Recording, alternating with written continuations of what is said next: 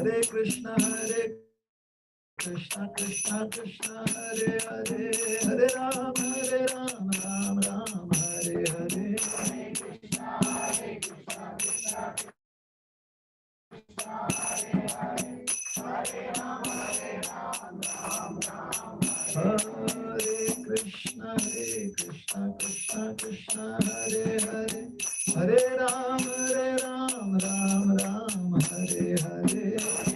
Hare Krishna Krishna Krishna Hare Hare, Hare Ram Ram Ram Hare Krishna Krishna Krishna Hare Hare, Hare Ram Ram Hare Hare.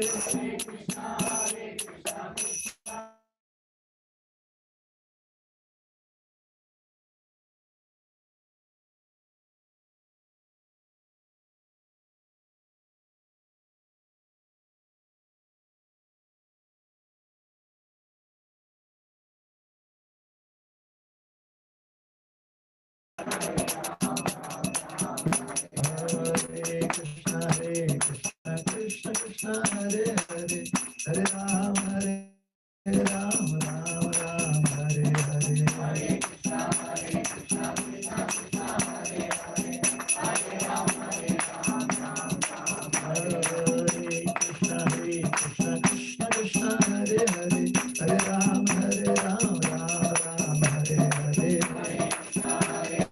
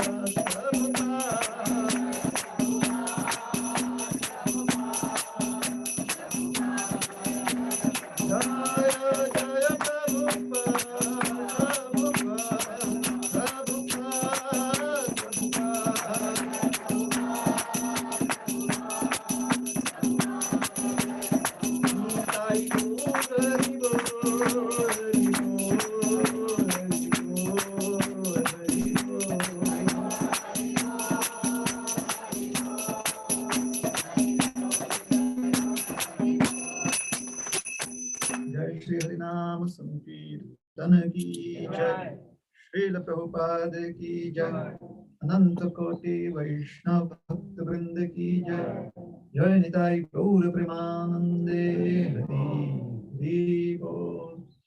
Hare Krishna. So those of you who had their quota of vitamin D, if you want, you can move into the shades. But if you still want extra amounts of vitamin D, all right. Please, it's not easy to sit in the sun for a long time. I'm seeing you all, I am getting a little hyperventilated here. What is your name? So let us thank Rasakeli because she participated in the kirtan. Without her, this kirtan would have been adhura.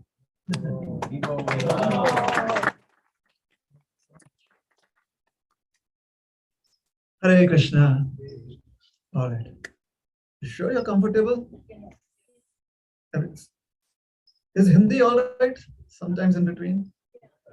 तो आप लोग गृह लक्ष्मी है, लक्ष्मी अगर नाराज होएगा तो problem है, आ जाए आप लोग. Please come. Please sit in the shade if you want to. Yeah, please feel comfortable. It's up to you.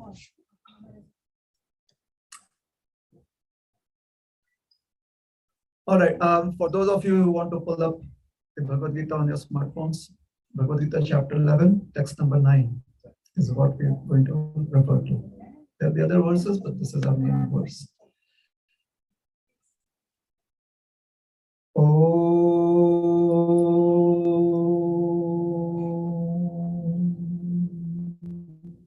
Jnanatinirandhasya jnananjanashalakaya चक्षुरुन्मिलितं येन तस्मै श्रीगुरवे नमः श्रीचैतन्यमनोभीष्टं स्थापितं येन भूतले स्वयं रूप कदा मह्यं ददाति स्वपदान्तिकं नमो विष्णुपादाय कृष्णप्रेष्ठाय भूतले श्रीमते भक्तिवेदान्त स्वामिनिति नामिने नमस्ते सारस्वती देवे गौरवाणी प्रचारिणे निर्विशेष शून्यवादी पाश्चात्य देशतारिणे वाञ्छाकल्पतरुभ्यश्च कृपा सिन्धुभ्य एव च पतितानां पावनेभ्यो वैष्णवेभ्यो नमो नमः. जय श्री कृष्ण चैतन्य प्रभु नित्यानंद श्री अद्वैत गदाधर शिवासादि गौर भक्त वृंद. हरे कृष्ण कृष्ण कृष्ण हरे हरे, हरे Ram Ram Ram Hare Hare.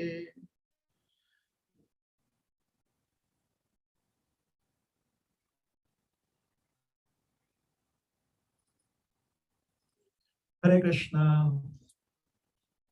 Hare Krishna. Hare Krishna. Thank you. So the universal form, that is the name of the chapter, chapter 11, text number 9. Would it really, is it possible we can have some sheet here, something to sit on, so that people can move forward? The mridanga can be placed here. Yeah.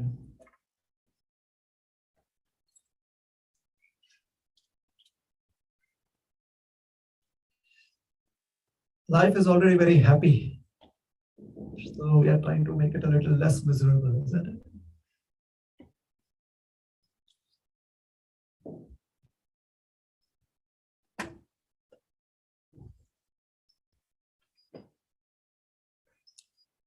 So, all right, let us continue till the time we have some arrangement here. Text 9. Sanjaya Vacha. Oh, you want to respond? All right. Evam uktva tato rajan Mahayogeshwaro Harihi Darshayam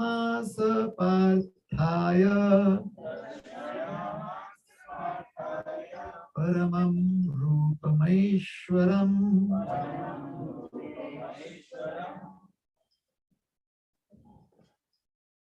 Okay.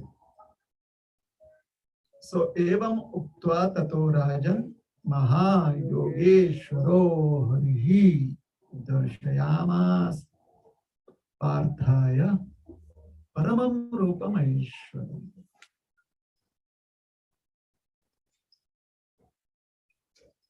So everyone is comfortable? Really comfortable? Okay. So now please let me know one by one. You can take turns as you feel comfortable. Which words sound familiar in this verse? All right? If you want, we will do it again. So you can pay attention. And if there are certain words that seem familiar, then please let us know. And if you can also tell us what does that word mean, its meaning, or if there's more to it, you have something to share about it, then you can share. Is that okay? Yeah, everyone can come forward. This space is not the supernova or it's not a black hole. So everyone can survive if they come forward. And I don't bite.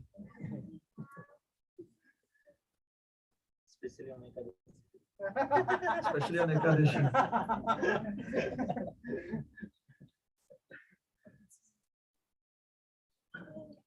Okay, so the verse again.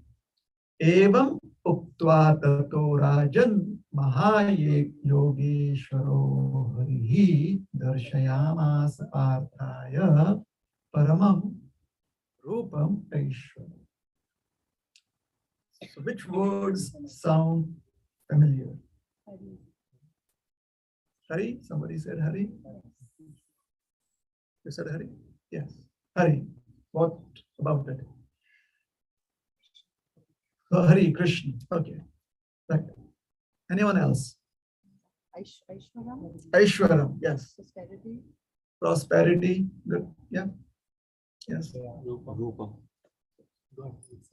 Rupam. Yes.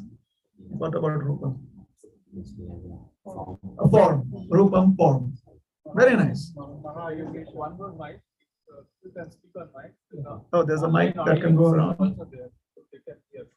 Okay. All right. So Aishwaram, prosperity, Hari, Lord Krishna, Rupam, form. What else? Darshayam. Who said that? Darshayam. Yes. The meaning? Darshayam. Oh, if you're looking into the word for word meaning, then please. Display or showing. Display or show. Yeah. Present. Yes. Darshayam. Mahayogeshwara. Mahayogeshwara. The meaning? Greatest of the yogis. Greatest of the yogis. Okay. Yes. So we still have a few words that are not taken. Rajan, king, O king, yes. Uktva, having spoken, yes. Nice. See? Together, as a community, we are understanding the meaning of the words in Sanskrit, isn't it? Yes, that's good. What else? Evam uktva tato rajan. So uktva is gone. Rajan is gone.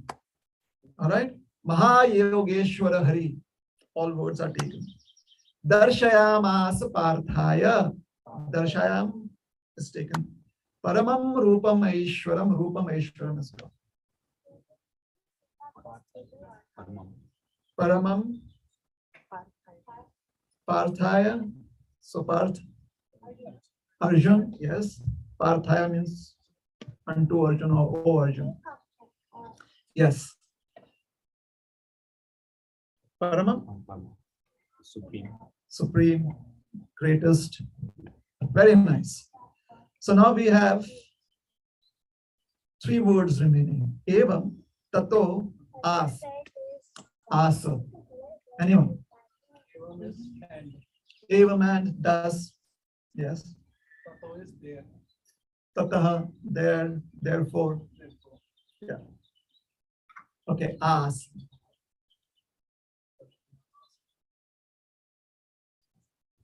Now, so just one word, right?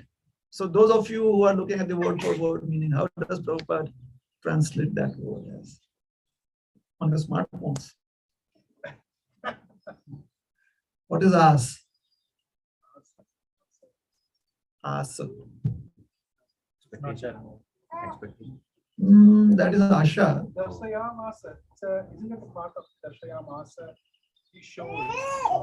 Yes, So, but Sandhi you can break it like that. you can still bring that. Yeah.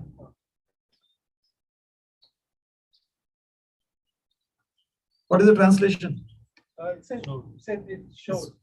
So Darsham Asas showed. It's like showed. That's it. Darshan is It seems it is whenever the word asa is used, it is that it was easily or without much endeavor.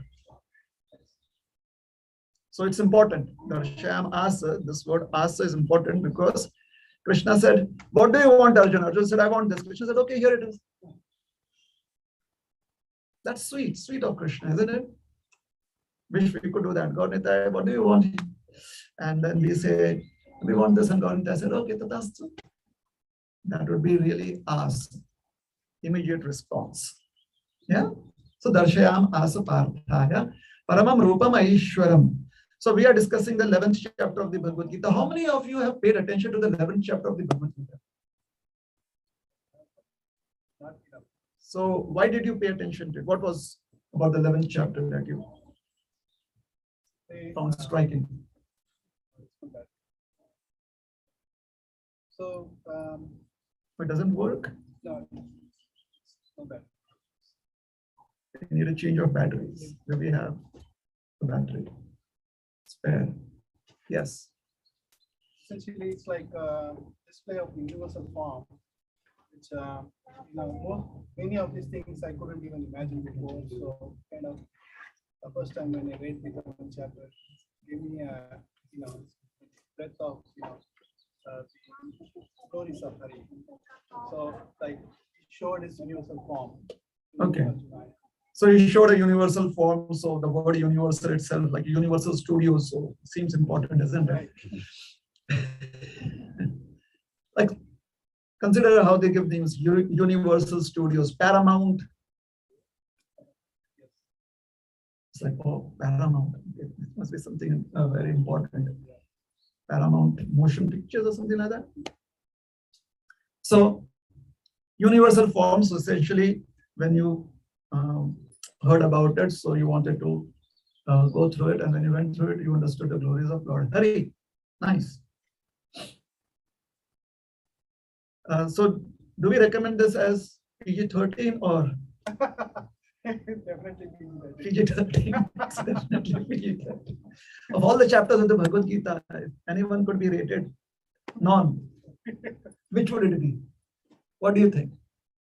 I mean, what I want to say is, was it a little scary? Oh, very scary, yes. So this chapter, we could maybe say that you should do it under supervision. Parental supervision. However, it is not so. And we'll try to see how it could not be like that. Typically, 11th chapter, I don't think so. Most of us have heard much about it, except that, oh, there is a universal form chapter. It's a big chapter. It's not given much importance in our I wouldn't say that. Srila Prabhupada gave us purports on it. So, but yes, maybe we'll see what is there in the 11th chapter. We'll try and decipher that.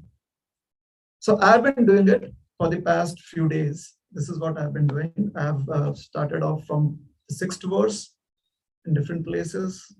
We've discussed on it. Today we are on the 9th verse. We'll discuss. We are not going to finish discussing this verse, so it will be in a couple of episodes, sessions. Yes. So the universal forms. This is Sanjaya Uvacha. Now in the Bhagavad Gita, Vyasadeva, he narrated the entire Mahabharata, right? And our scribe, Lord Ganesh, noted it down. We've heard that. Everyone has heard that. Yeah.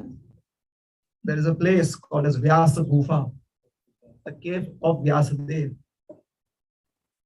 And the walls of the cave, they are in a certain rock formation. It looks like slabs. Vyasa Gufa is in this place, which glorifies itself as being the last village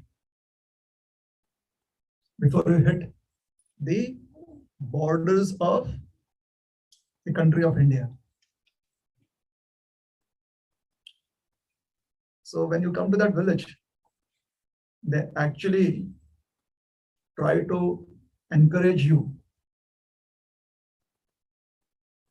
It's written in Hindi because a lot of tourists there, they can relate to it. Bharat ki aakhri chai. The last cup of tea that you can have within the borders of India. Because beyond that, after about 20-30 kilometers, is the international border. Yeah. Okay. So, Vyasa Gufa. This is close to Badrinath, the present day Badrinath town.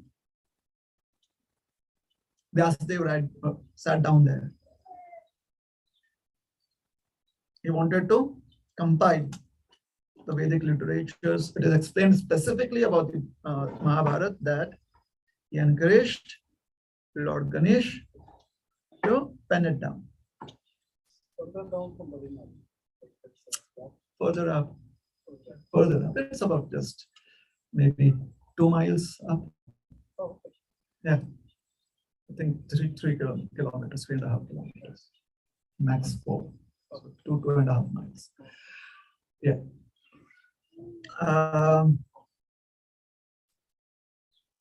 There was a problem. The problem was they were sitting on the banks of the river Saraswati. Very poetic, isn't it? How is it poetic? Because Saraswati, who's Saraswati? The goddess of learning.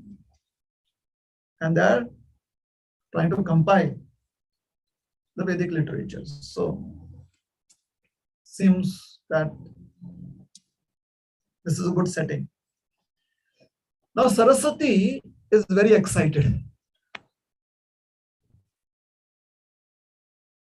because there was going to be a satsang program. She is extremely excited. Saraswati is a river, right? Very excited.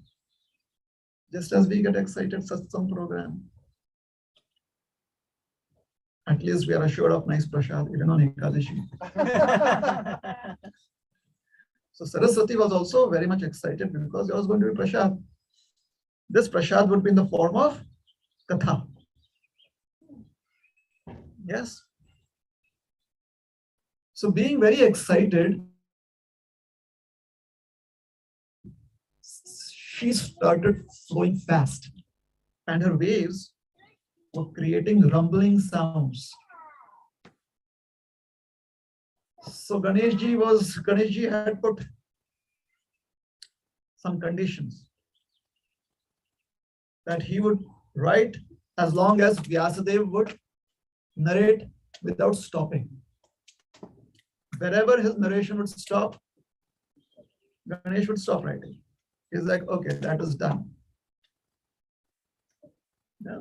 Most probably, Lord Ganesh had a better offer somewhere. It's time to just wrap up the project. Yeah. So this is the IT scenario 5,000 years ago. What I heard was that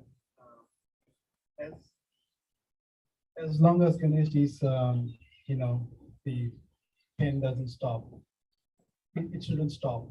So, basically what it is that he needs to be able to continuously comprehend and write. He'll immediately comprehend what Vyasadeva says, and then he'll continuously keep writing. So there should be a time where his comprehension is complete, and then he wrote down and then it stopped. So basically, what I heard from my elders is that in between Vyasadeva on purpose, he put some difficult phrases. So Ganesh had to stop and then think so that he can catch up. Nice. We've heard that before. Now, in this narration, we kind of just overlooked how smart Vyasadeva is. He's a CEO of a company. Vyas Literatures Private Limited. Vyasadeva, yeah? Have you heard Vyasadeva? So when Ganeshji said that if you stop narrating, because Vyasadeva is doing it extempore. So you kind of do Ganesh said that, Shri Ganeshji said that if you do that, my pen cannot write ahs and ums. So I'll stop. And then I'm leaving the company. I have a better offer. So then Vyasadeva, because in Hindi there's a saying, Ser to Sawa se. Ser is a kind of measurement.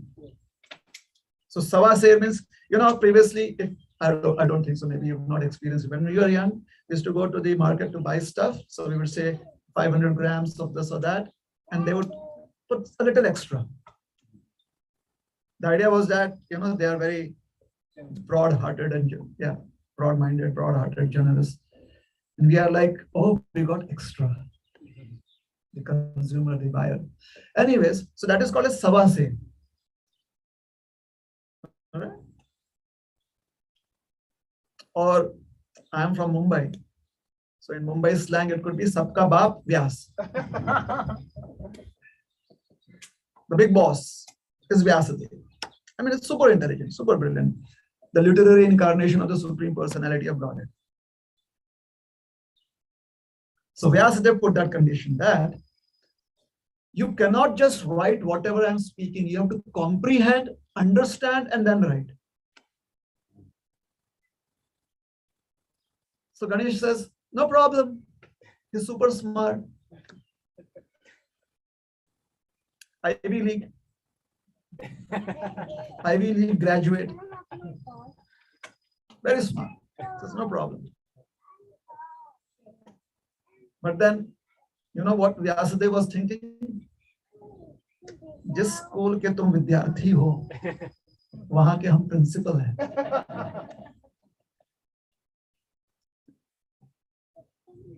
I know ways by which I can do certain stuff, as Prabhuji mentioned, that he would arrange phrases or words in such a way that Ganeshji had to look at the Vyakaran, at the grammar, whether it was appropriate or not. And that would take a little time. Ganeshji had not updated. He did not have time to update to the latest version of the processing system, the operating system, right? So the software kind of some time would hang just for a microsecond. That was all that Vyasadeva needed. Like, okay, system is a little hung up. Let me think what next. So that is how it was going on. All right. Now Saraswati ji. We were discussing about Saraswati ji. Suddenly, another window opened up, pop-up. Another pop-up came in. So Saraswati, she was excited. Like, sometimes when you're really excited, I wanted to really hear. Have you seen people when they're really excited to hear? Some of those days, bhule bisre din. Most of us have been there. The days of the past and the yore. You're like wanting to jump into the mouth of the speaker so that we can catch the phrases right there. Oh yeah, this is better. And you're practically on your hunches, basically. Hunches is not right. Hunches, yeah, practically like ready to jump in. Very eager. So Saraswati was very eager. But when you're very eager, you also get very fidgety. And that becomes a distraction. So she, because of her eagerness, somehow her eagerness was comprehended as or seen as a distraction by two of them. So Vyasadeva, he asked Mother Saraswati, can you be a little silent, please? Flow silently. She said, yes, sir.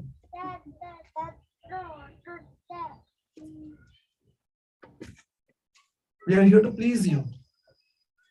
So the acceptance, the public acceptance is that she still flows very quietly. If you go to Vyasa Gufa, you can hear the Ganga flowing and you can hear her waves because she goes and meets the Ganga. Her waters are very quiet as they flow. That is your belief. If your belief is strong, that is how you'll see it. If it is not strong, you may hear her roaring. It's possible. But that is the story. So we come back to Vyasadeva. After 10 chapters, practically after 10 chapters, if I'm not wrong, this is the first time Vyasadeva has interjected and said, Sanjay Uvacha.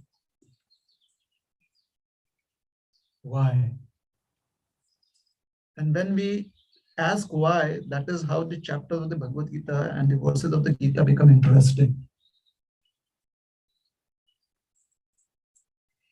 Sometimes, in my own personal experience, I've seen people get a little agitated when they're with me. I'll tell you why. You should have asked why. None of you asked. See? I find it hard to believe. I'll tell you why. Because I'm wanting to know things. Like here, I immediately asked, will the neighbors be okay? Yeah. So many a times I ask about if I'm driving down some road. We are going from place A to place B, then there are so many exits, there are so many routes joining in, right? So I'll ask them, where does this go to? And they're so eager. They're like, Prabhuji, do you want to go there? I'm like, no. And what is the information for? I never know. Who knows? But right now there's something that sounds interesting. This could be a road that leads to Krishna. I don't know. And many times interesting things come up. One place, I asked them, where does this road go to? And they're like, this street. They said, we don't know, but we could look up on Google and say, it's an interesting name. It was My Lord Street. I said, oh, nice. Now, people thought that I'm so very Krishna conscious. No, I'm just inquisitive. Maybe I am Krishna conscious. Who knows? I hope so. Yeah. That is how, even in the Gita, when we hear about the Supreme Lord, if we always stay inquisitive. Yeah. Sanjay Uvachu, what is it? Has somebody ever, in all these years that generation after generation people have discussed on the Bhagavad Gita, has somebody pointed out to this fact? And yes, somebody has pointed out to this fact. And therefore it is interesting, right? But we'll not discuss it today. No. I'm just joking. I've come prepared to discuss that. That is how I get importance, you know. I have to Facebook, I have to post something there. New status. Something interesting. So here, interesting. Sanjay Uvacha. And we'll see what are the interesting things. So please again go back to your smartphones for those of you who are already there. We'll go back to a few verses and we see certain similarities between what is being discussed here and what was there. Okay. Let us go to the verse before this. Verse number 8. Those of you who have verse number 8 on your smartphone, can you tell me what is the last line of this verse? Pashyame Yogeshwaram. Pashyame Yogeshwaram. Again. Pashyame Yogam Aishwaram. Pashyame Yogam Aishwaram. Did we have a few words similar to this in verse number 9? Now this verse number 8 has been spoken by Krishna. He's telling Arjuna, look at my mystical opulence. Pashyame, you see. Yogam, yoga is opulence, prosperity, opulence. Aishwaram, mystical. Or you could also translate yoga as mystical and Aishwaram as opulence, either ways. All right. So look at my mystical opulence. We, as the readers of the Bhagavad Gita, reminded that this is a conversation that is happening between Sanjaya and Dhritarashtra. Isn't it? Sanjaya is telling Dhritarashtra what is happening on the battlefield of Kurukshetra, and he is narrating all that is being spoken by Arjuna and how Krishna is responding. Is it correct? Okay.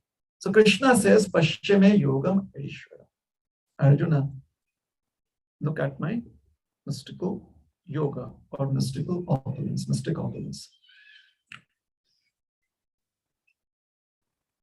What does Sanjay say? How does he take that, what Krishna is going to show, how does he take that and present it to Dhritarashtra?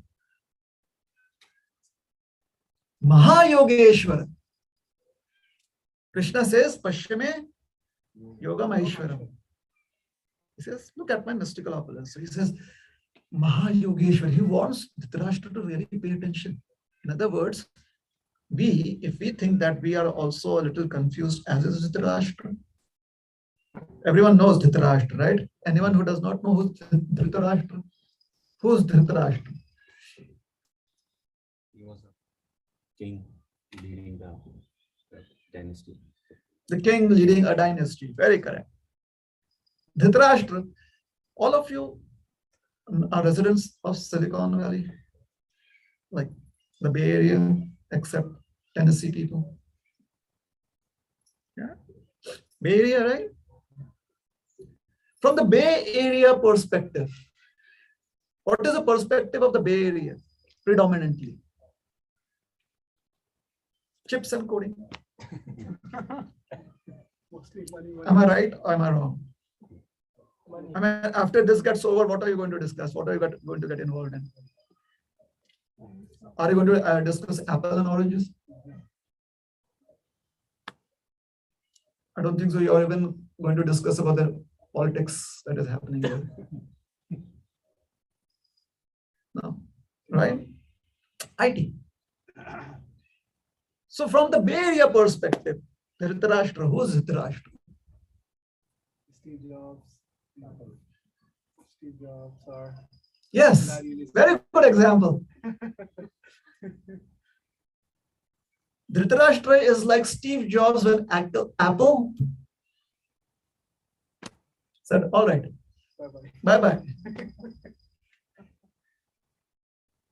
The board of directors, they said, you should take a vacation. That happened? Yeah. How many of you know about it? If you don't know, then forget it. I'm not going to narrate that.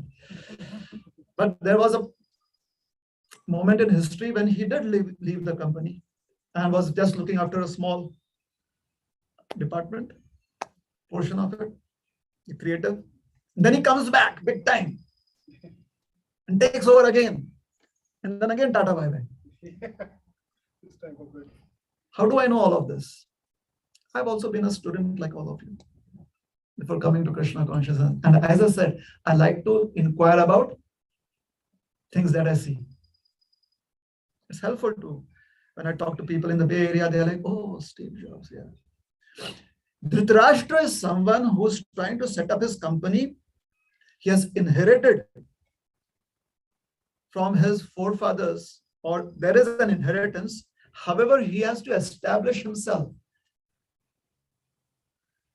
Because of certain circumstances, he's not able to establish himself. So he's looking for a couple of people who could act as his board of directors.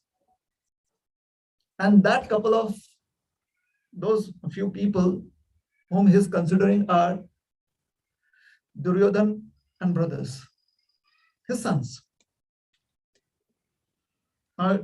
Seems relevant. However, his challenge is that there is a will. According to the will, the company's assets are to be taken over by the Pandavas. Now, the funny part is, or the interesting part is, the will is within the control of Dhritarashtra. He holds the will.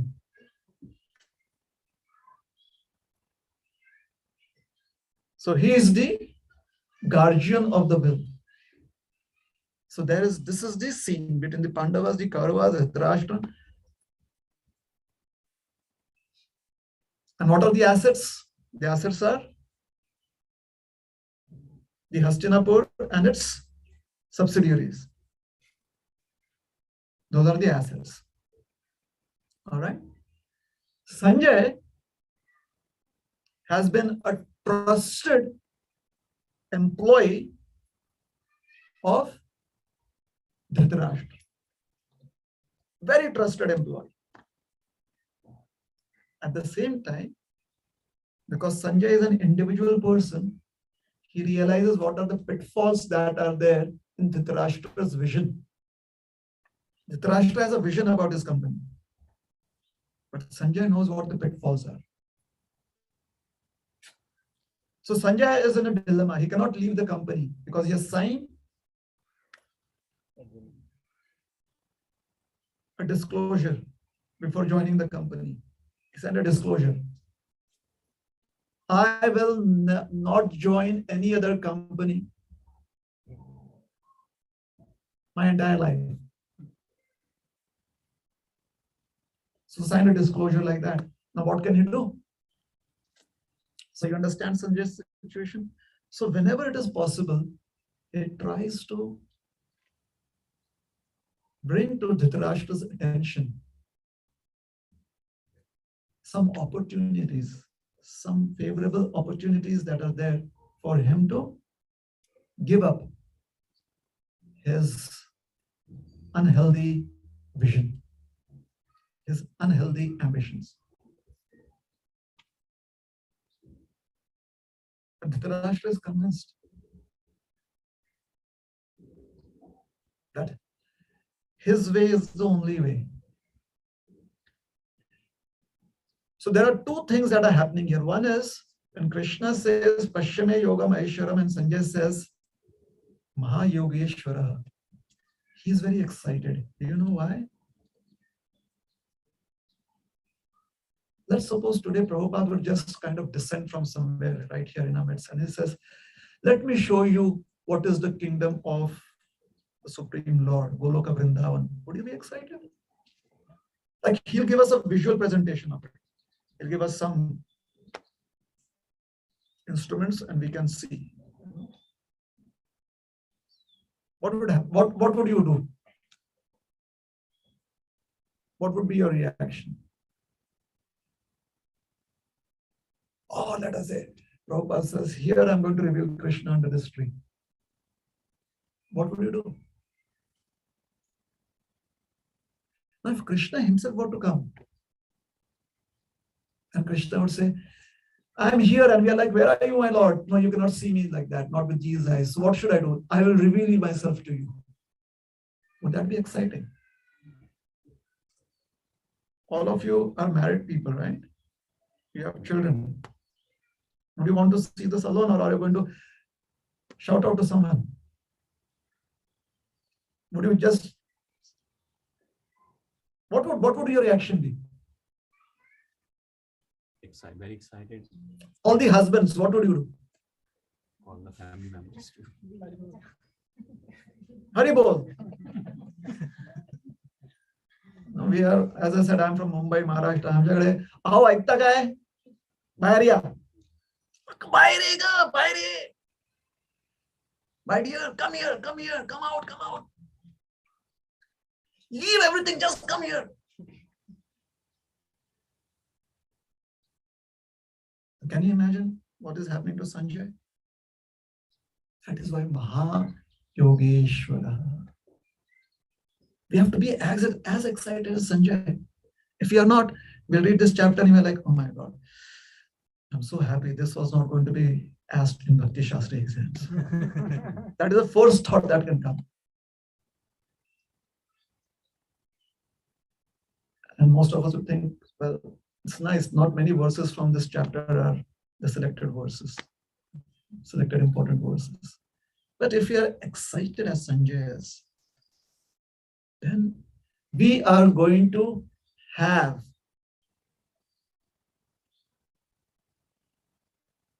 a vision of Krishna's universal form. It will be presented in the form of words. And we will be participating in it. All right? And he says, Krishna says, Pashyame Yogam Aishwaram. He says, Paramam Rupam Aishwaram.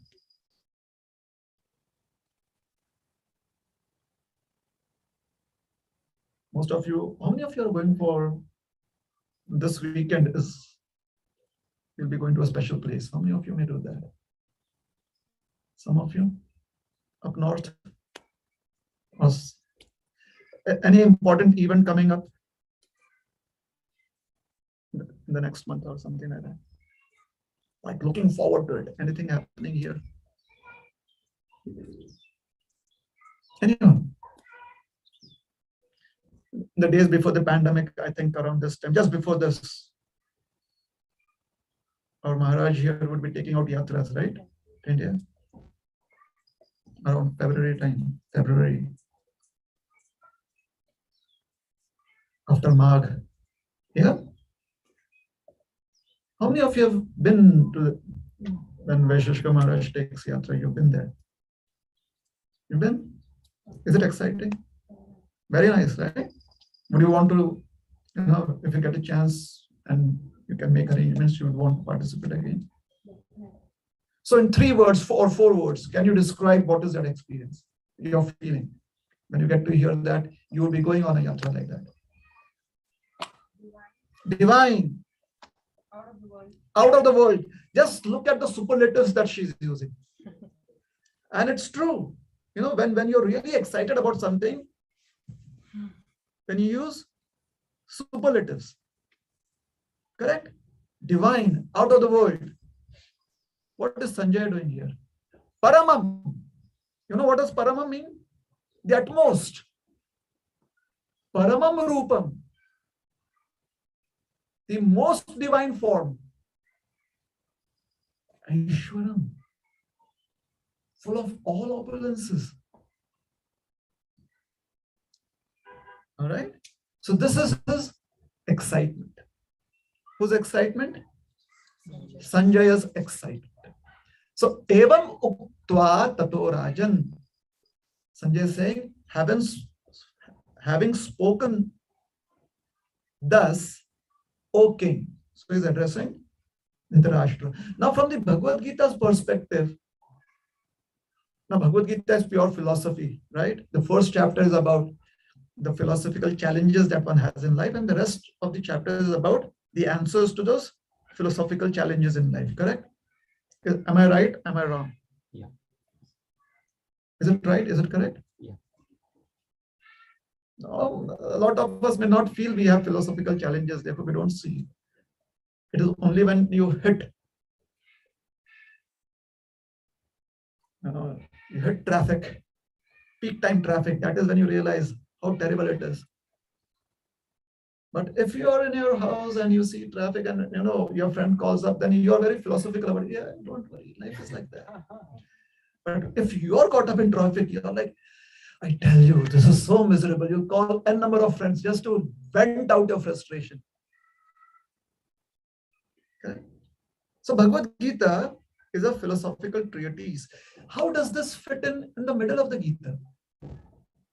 Sanjay is telling Dhritarashtra, oh Rajan, great mystic, Hari, Krishna. The word Hari is also, there's some play on this word Hari also here. You'll see if we can explain that. Darshaya is going to show. And can you imagine? He's showing it. He's showing that form. It's like, some relic, something that is unimaginable because it has been lost in time is being revealed. Darshayamas unto Partha. Sanjay is excited because although it will be revealed to Partha, he'll also piggyback. He'll also have the vision. And is kind enough to let Dhritarashtra also have that vision, because the way Dhritarashtra understands things is when he hears others speak about their vision. Does that make sense? How does Dhritarashtra understand things? From people around him who explain things to him in words. You understand? So whenever we feel, sometimes when we read Bhagavad Gita or when we try to meddle with philosophy, indulge in philosophy. What is indulging in philosophy? You understand what I'm trying to say?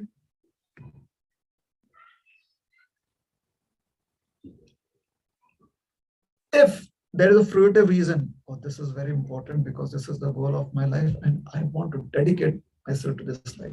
There's a fruitive intent. Spontaneous feelings are a little different. Spontaneous feelings are whatever happens, whether this is important or not, I like it. You understand what is spontaneity? You're not feeling very good. Your stomach's upset. Your throat is not doing well. But you get ice cream. And if you fanatically love ice cream, not just love, I mean you love eating ice cream. Do you think you're going to be concerned about what are the benefits and how it is going to be harmful? You're like, I'm going to enjoy right now, and later on I'll take something to mitigate whatever problems are there. That is spontaneity, isn't it? This is called as attraction or rasa. This is called as taste. All right. So fruitive intent, what is fruitive intent? First, let me drink hot water so that I am ready now to eat ice cream. So my body will not be so much affected by the side effects of ice cream. And if needed, before that, I will try to if it is possible, I will try to put an armor around all of my organs that will be negatively affected by the ice cream. Is it, if it is possible? It's not, but there is a technique you can do that. You can eat some ghee before that also. It's not easy to eat that because after that, you don't have any more any taste for anything else. But it mitigates the effect of the ice cream. There are so many ways that people, their descriptions are, forget it. Again, I'm transgressing.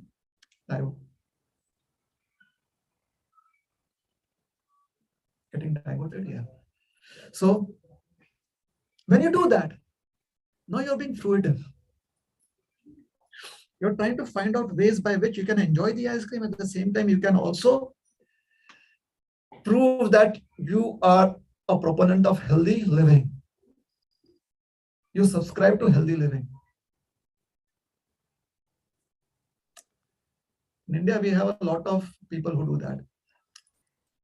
In Hindi, they say, कोई नहीं जी, थोड़ा सा पहले ना आप ये खा लेंगे तो बाद में आपको जो खाना खा सकते हैं. थोड़ा खाली इतना ये चूरन खा लो आप.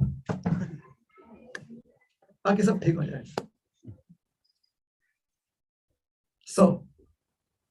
So whenever there is a fruitive intent, indulgence in philosophy, that is what we are discussing, right? Fruitive intent. Or one has nothing better to do. Like you're on a plane or you're in the train. Network is down. You cannot operate your phone. Discharged. The phone is discharged. That is when you start noticing people around you. You're like, oh, hello. Okay. And because for so many years now, we have done nothing more than talk philosophy. After 2 sentences, you're like, so what do you think about life? And the ups and downs of it. And then you have a 2-hour discussion on that. And after discussion, you feel like, wow, that was a nice discussion. However, the reason we got into that discussion was because there was nothing better to do. So many a times, when we are being philosophical, these could be the prominent reasons why we become philosophical. And it is helpful. However, in the long run, it is not healthy. In the long run, we need to have taste. We need to find spontaneity. All right? That is who we are.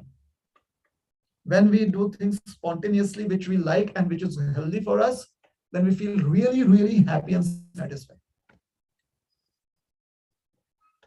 Yes? Okay. So here Sanjay. Vyasadeva is introducing Sanjay. He has a very specific reason, very, very specific reason. He wants to see whether we are paying attention or not. Have we just accepted some narrative by the time we have come to the 10th chapter? Have we subscribed to some narrative and stopped using our intelligence? Have we just become robotic, mechanical, and not wanting to inquire anymore?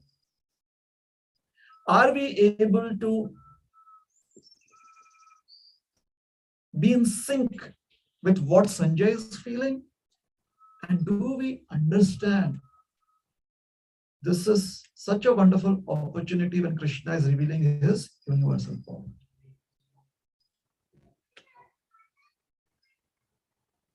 If we are ticking all of these boxes, then there is the possibility that we will also be as excited.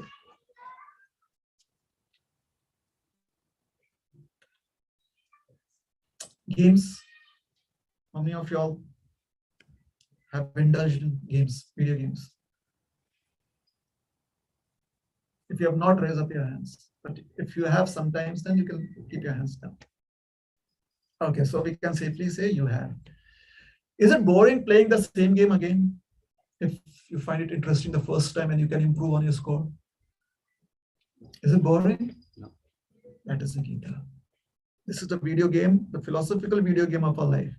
If we find a way to improve our scores, somehow we find a technique, a way, some latent enthusiasm within us. If we arouse the potentials that is hidden somewhere within us, within our consciousness, to feel excited every time.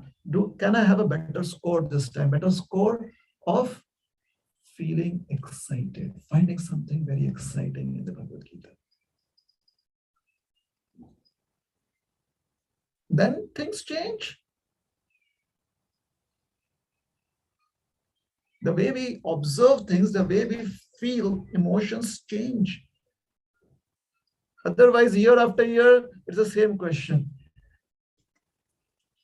I travel and I give presentations. Well, I've been doing that for quite some years. If I could note down some of the most common questions. How do I control my mind while chanting? Whether it is after 5 years of chanting, 10 years of chanting, 20 years of chanting, typically, I'm saying maybe 7 out of 10, 8 out of 10, maybe 9 out of 10 people there. And somewhere I think there is also the understanding that for 20 years, if you ask a question like that, it shows that you're very humble and sincere. Like, yeah, I have so many impurities. I've realized that now. With all these impurities, how do I improve in my chanting? There's another way. There's another way to feel humble, where we can, by keeping our eyes and ears and our consciousness open, we can find alternate, exciting opportunities. One of them is here. Evam uktva tato rajan. Having spoken like this, he is telling Krishna, he's telling Dhritarashtra, after Krishna spoke like this, he showed. Now, if we were eager, we would again go back to the previous verse and see what did Krishna say. If we have not noticed it, when we're reading that, if you have not noticed it, sometimes we read things and we just let it go. You're married couples, right? Lot of experience. One of you, both of you must have experienced. When I speak both, I mean husband and wife. That one of you is speaking something and the other is in certain mode of response. Are you listening? Yes. So then what should we do? Whatever you decide, basically. It goes both ways. Experience, is it true? Yeah. So, evam uktva tato rajan mahayogeshwara haridarya mahasabar paramam rupameshwara evam uktva.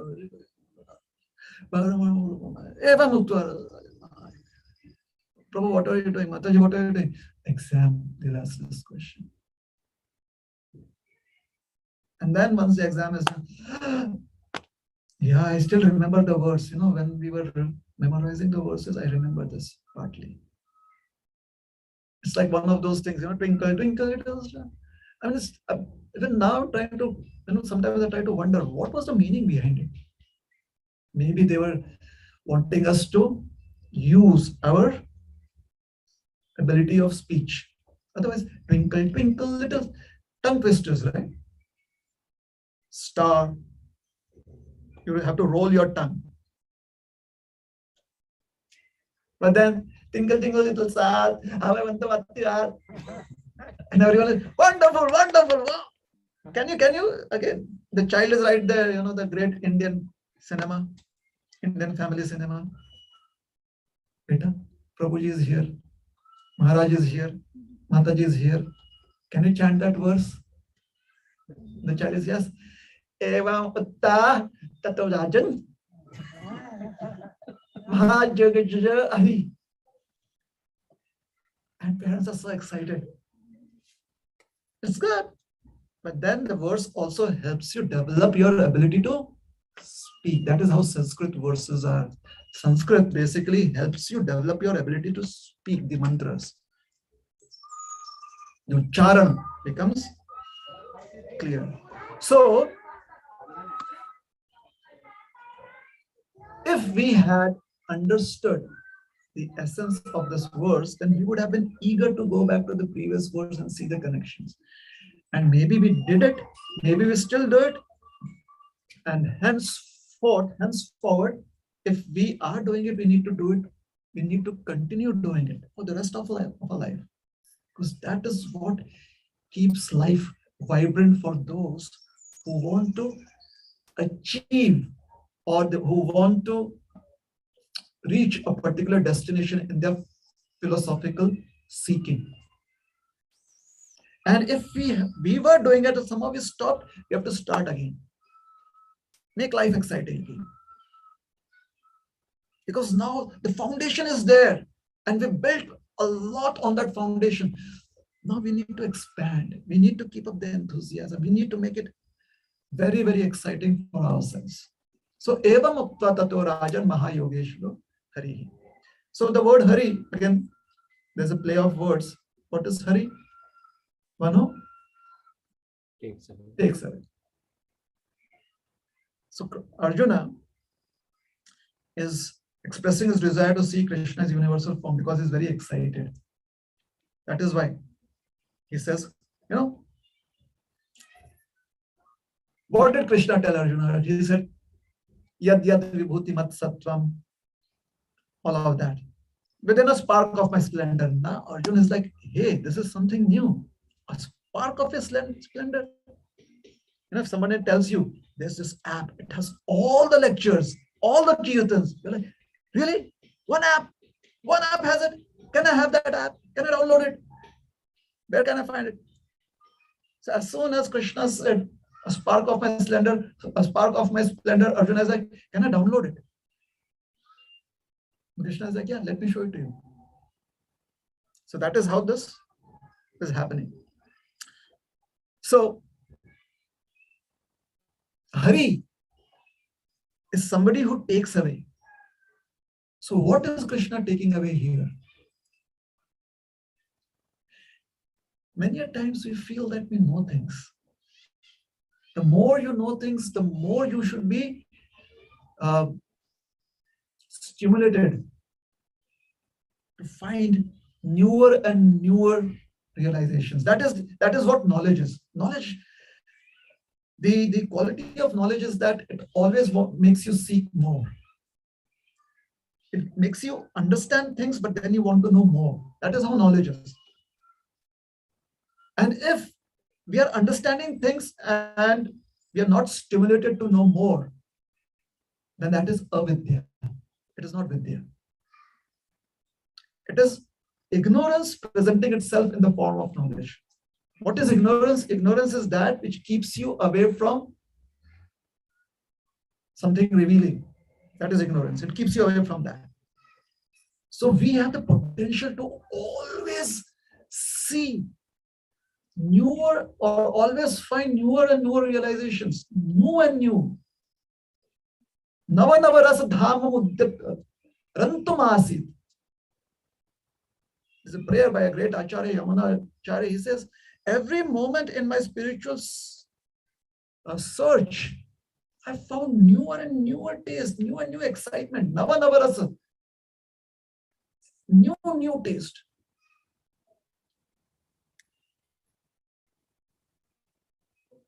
So, that lethargy, if Krishna hadn't mentioned to Arjuna that, Arjuna, the spark of my splendor, everything is there, Arjuna would never have asked Krishna. Do we realize that? If Krishna had explained all the 7th chapter and the 9th chapter, and the taste of this and the strength of that, amongst these and that, amongst that and this, all of that. And he said, all right, Arjuna, today's class is over. Arjuna said, oh, thank you, because there's so much information. What does Krishna do? Yad yad vibhuti mat sattvam shrimat urjitam eva, he says. all that I have vibhutis, all these opulences that I've described is simply a fragment. It's simply a drop of the ocean of my opulences. Now a person like Arjuna is really interested. He's like, let me know more. So then the 11th chapter unfolds. Okay, so this is Sanjay now showing the same kind of excitement, and we have to somehow or the other relate ourselves with Sanjay. We have to put ourselves in the place of Sanjay. Let us suppose that the written word Bhagavad Gita in the form of a book or in the form of, let us say, somebody's narration is being heard by us. And when we hear this, we should be like Sanjay. Pashyame Yogamaishwaram, Krishna says, and we should be eager. All right. Already in the 7th and 9th chapter, there have been so much discussion about the vibhutis, and now Yogamaishwaram. Very interesting discussion is going to happen. Okay? Is it 8:30?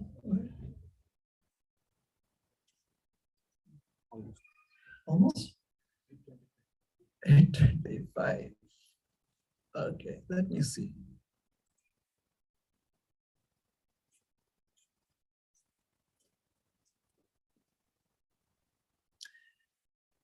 Okay.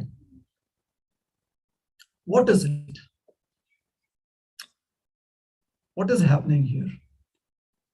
Something very interesting. When Sanjay is saying Mahayogeshwar, if you go back 3 or 4 verses, Arjuna is addressing Krishna as Yogeshwar, but just as Yogeshwar. Sanjay could have used the same word. Is Sanjay trying to be over smart? Like if Arjuna can do this, I can do one better. Does that happen in our lives? If the person in front of us is, presenting something, then we are like, this, and something new from my side. Happens. It happens. So is that what is happening here with Sanjay? No, it does not. When he says Mahayogeshwar, what he's trying to say is that Arjuna simply wants to know or see what is that spark. However, Krishna's nature is a little different. When you approach Krishna, and Krishna reciprocates. In Prabhupada's words, when you take one step towards Krishna, Krishna takes a step towards you too. But there's a difference. And Srila Prabhupada says, when you take one step towards Krishna, Krishna takes 10 steps towards you. You heard that before? You heard that before? Yeah? So actually what it means is that Krishna is just taking one step, but it is his step. This step is equivalent to our 10 steps. Yes, so Krishna is he's covering the distance of our 10 steps. Now Krishna could have now we may say, oh, does that mean that Krishna reciprocates equally? I mean, I take a step, he also takes one step. But Prabhupada said 10 steps, so if Krishna were to take 10 of his steps, that would be so nice for me. Life would be easy for me. Isn't it? Fruitive intent, you see.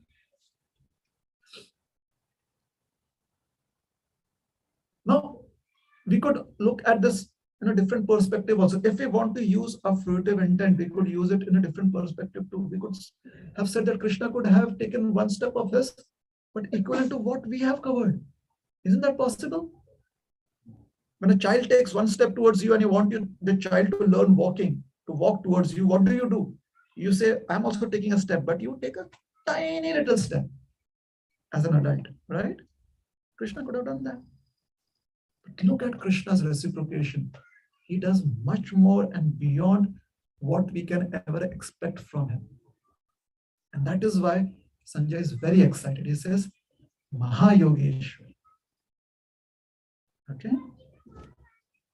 And briefly, I will narrate a certain aspect of a description in the Srimad Bhagavatam.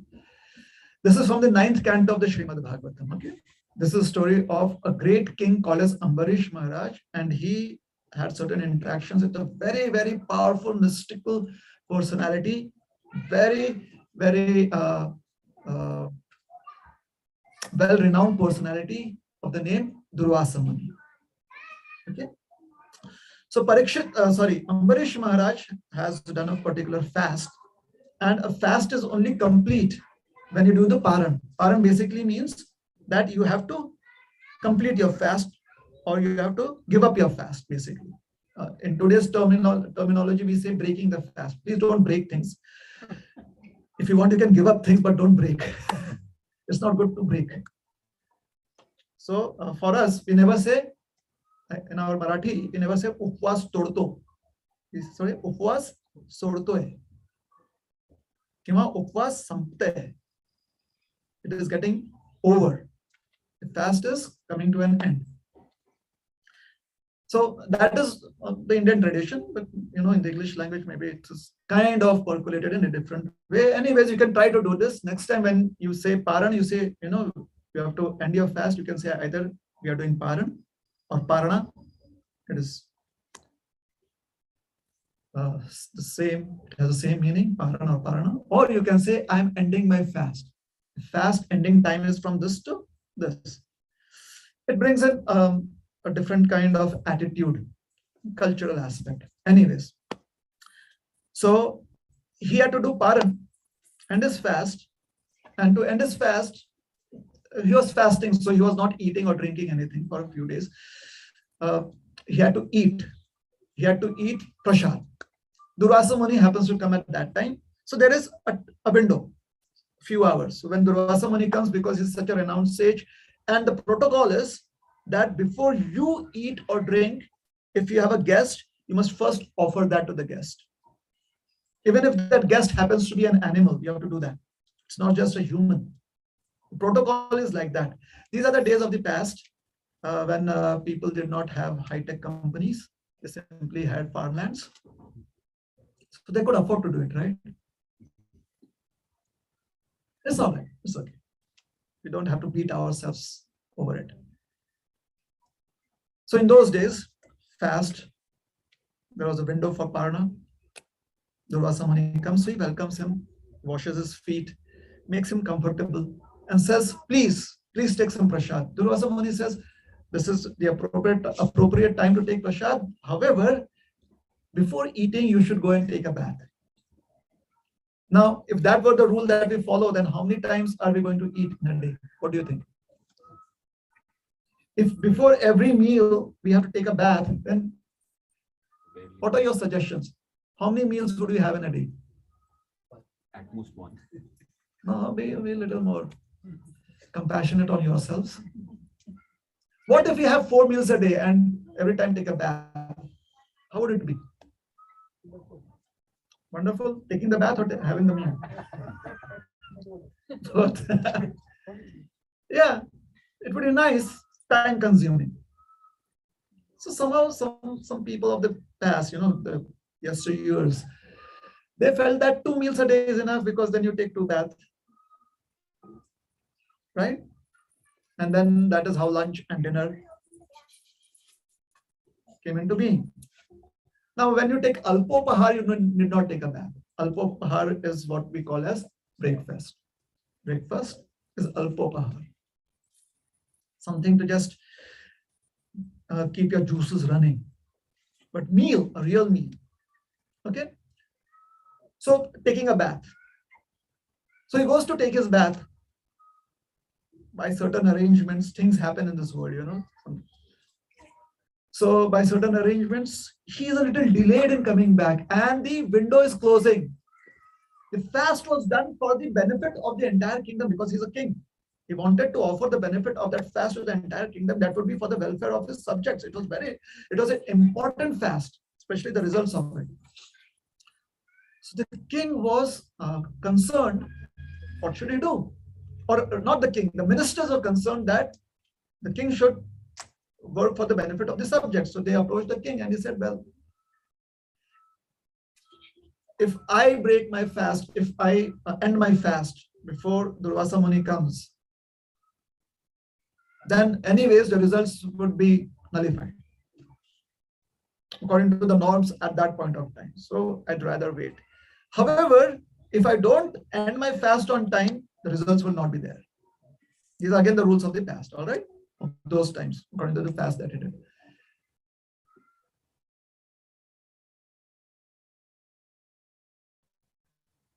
One of his,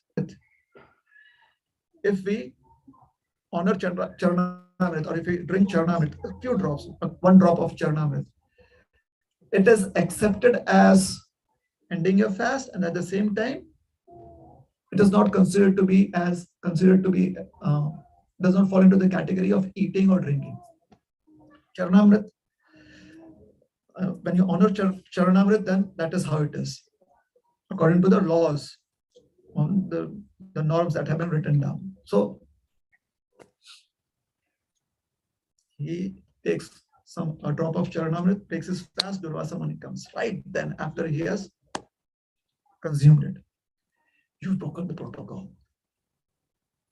And the king breaking a protocol sets the wrong precedent, especially a king that is so much famous, so famous and so well respected. So Durvasa Muni felt that there has to be, this calls for very strict reaction. So he creates a personality that would right there and then give the death penalty to Ambarish Maharaj. A fiery personality would come and consume Ambarish Maharaj. Before the person could consume Ambarish Maharaj, Sudarshan Chakra comes there. The Lord Sudarshan Chakra. And finishes off this personality. And then the Sudarshan Chakra wants to punish Durvasa Muni. Durvasa Muni starts running away from the Sudarshan Chakra. Finally, Durvasa Muni comes to Lord Vishnu. All right. So this is the narration. Okay. Just a couple of minutes more, maybe 5-10 minutes more. Ajanata te paramanubhavam kritam ayagham bharata priyanam vidhehi tasya pachitim vidhatur muchetayannam yudite narakopi. Translation. Akashvani somewhere. Oh my Lord. Oh, this is Durvasa Muni offering prayers to Lord Vishnu. Okay. Oh my Lord, oh Supreme Controller, without knowledge of your unlimited prowess, I have offended your most dear devotee. Very kindly save me from the reaction of this offense. You can do everything for even a person is, or even if a person is fit for going to hell, you can deliver him simply by awakening within his heart the holy name of your Lordship. Beautiful words. How many of you all have heard the pastime of Ambarish Maharaj and Durvasa Muni before? Please raise up your hands. You've heard? Do you remember this verse? Well, this is from the Srimad Bhagavatam. I'm not speaking it on my own, all right? This is from the Srimad Bhagavatam. These are the words of Durvasa Muni. He's glorifying the holy names, he's glorifying the Supreme Lord, he's glorifying the devotee of the Lord. Now, when you glorify so much, you're supposed to be a very respectable personality, isn't it? When you say all of these words, in a devotee community, in a community of people who worship the Supreme Lord Krishna, Durvasa Muni's words would be very much honored, right? Okay, so after saying that, he keeps quiet, waiting for Lord Vishnu to respond. You want to see how Lord Vishnu responds? I'll just read the translations. First response is, I am completely under the control of my devotees. Indeed, I am not at all independent. Because my devotees are completely devoid of material desires, I sit only within the cores of their hearts. What to speak of my devotee? Even those who are devotees of my devotee are very dear to me. The best of the Brahmanas, without saintly persons for whom I am the only destination, I do not desire to enjoy my transcendental bliss and my supreme opulences. And now, Ye daragara putrapt pranan vittam imam param hitva mam sharanam yata katham tam stektum utsahe. Sincere pure devotees give up their homes, wives, children, relatives, riches, and even their lives simply to serve me without any desire for material improvement in this life or in the next. How can I give up such devotees at any time? What have the devotees done? What have the devotees done? Surrender? Let us see what they have done. They have given up their homes. Okay? They have given up their wives or husbands. They have given up their children or dependents. Given up means they have taken care of their responsibilities and now they have completely surrendered to the Lord. They have not run away. They have given up that attachment. All right? They have given up the attachment to their relatives. They have given up their riches and they have given up their lives simply to serve me. What do you think all of this is worth to Krishna? If Krishna were a trader, what is the worth of this to Krishna, do you think? Nothing. Think about this. Although it feels that they have given up a lot, which actually is a lot, but their possessions are in one way insignificant compared to what Krishna has. If they've given up the riches, Krishna can give them 100 times or 1,000 times of the riches that they have, and he can give it just like that. If they've given their lives to Krishna, Krishna can give them unlimited lifetimes. Isn't it? Would that be a fair trade? It would. How does Krishna feel about it is very interesting. And that is what Sanjay is trying to indicate when he says Mahayogeshwar.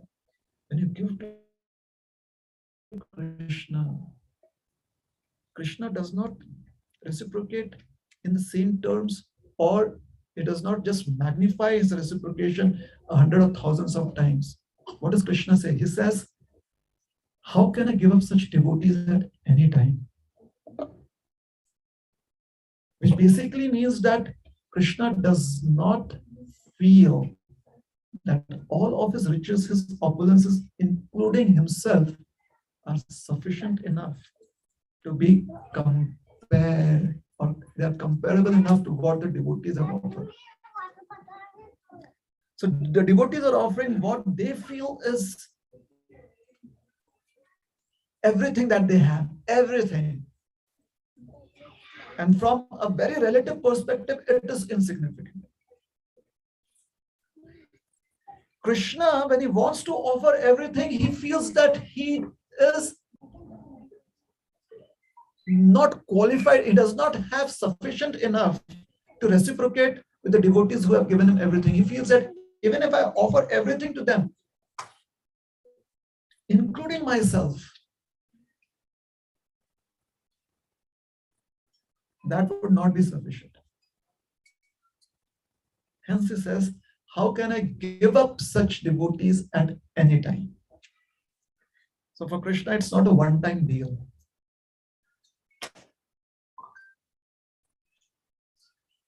So when we are reading the Bhagavad Gita, this 9th verse, and we see that he says, Evam Ukto, having thus spoken, Mahayogeshwara Hari,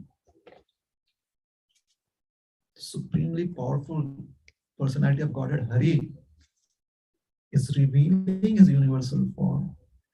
He is revealing much more than what was expected of him to reveal. Arjuna would have been satisfied with a 100th portion of that.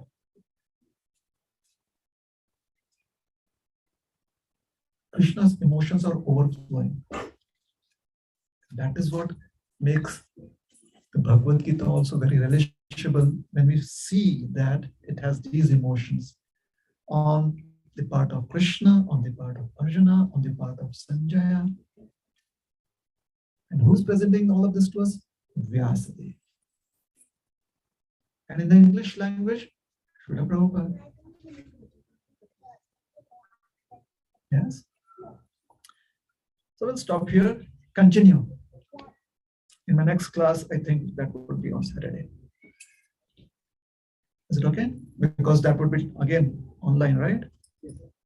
On our Facebook Class page. tomorrow also, right? Yeah, but that wouldn't be online, no? That was a private room. So can we stop here? Yes? Was it boring? At a certain point it was. Isn't it? So which part was boring?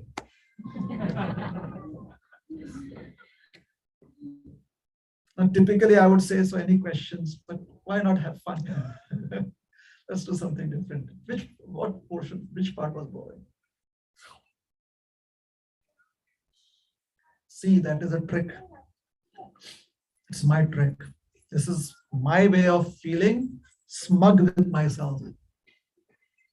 And see, everyone was happy. No one felt bored. Although their faces are reflecting something else, but no one felt bored. Yes, questions. Can you take one question? Yes, please. I could take questions even online if there are some, or comments. Comments, feedback, questions, corrections, if there are any corrections.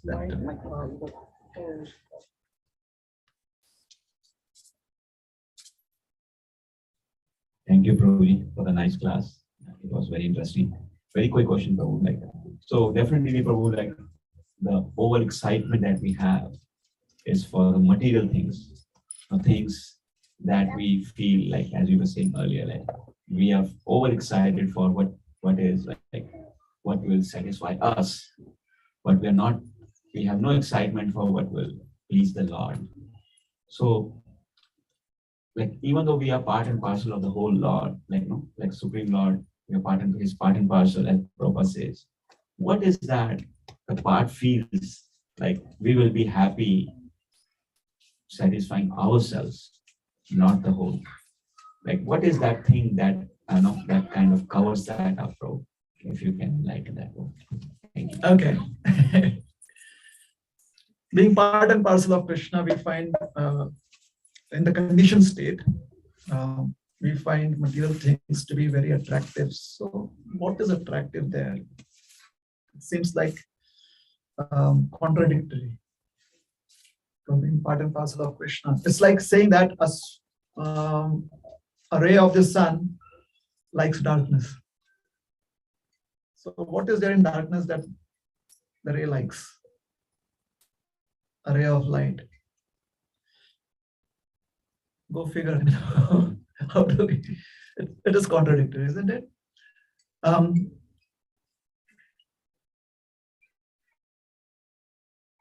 First thing is Krishna explains that his material energy is divine. Where does he say that? In the Bhagavad Gita. Yeah? You remember? Who remembers? Where in the Bhagavad Gita Krishna says this material energy of his is divine? 7:14. You remember the verse?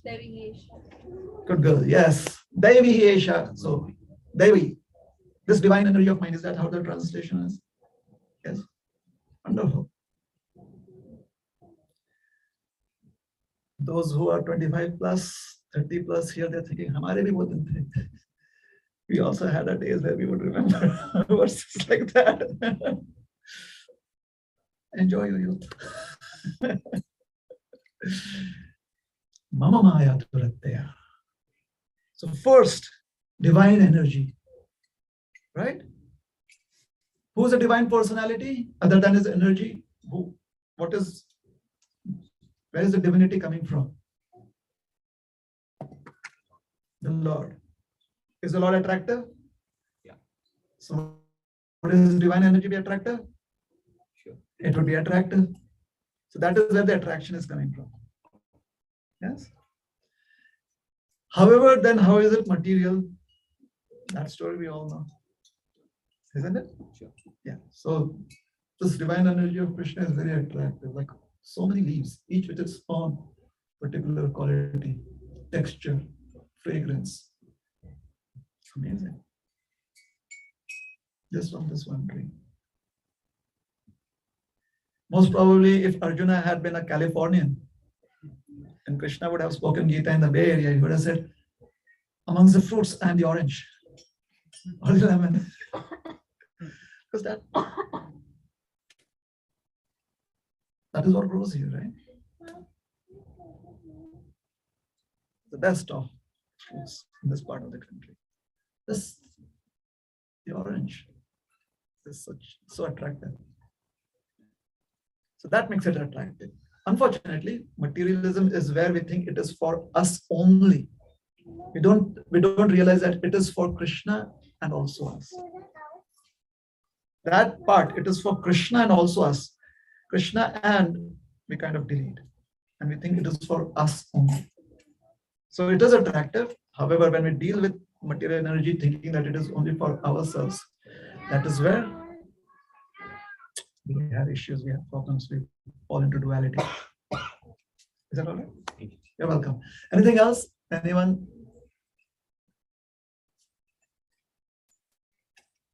Okay. We'll stop here. Thank you very much. Hare Krishna, Srila Prabhupada ki jai, Granthara Srimad Bhagavatam ki jai. Hare Krishna. Gaura Bhaktivriksha ki jai. Did I say Granthara Srimad Bhagavatam ki jai? We read Bhagavad. Okay, Granthara Srimad Bhagavad Gita ki jai. Sorry. You quoted from the first. I didn't quote from that.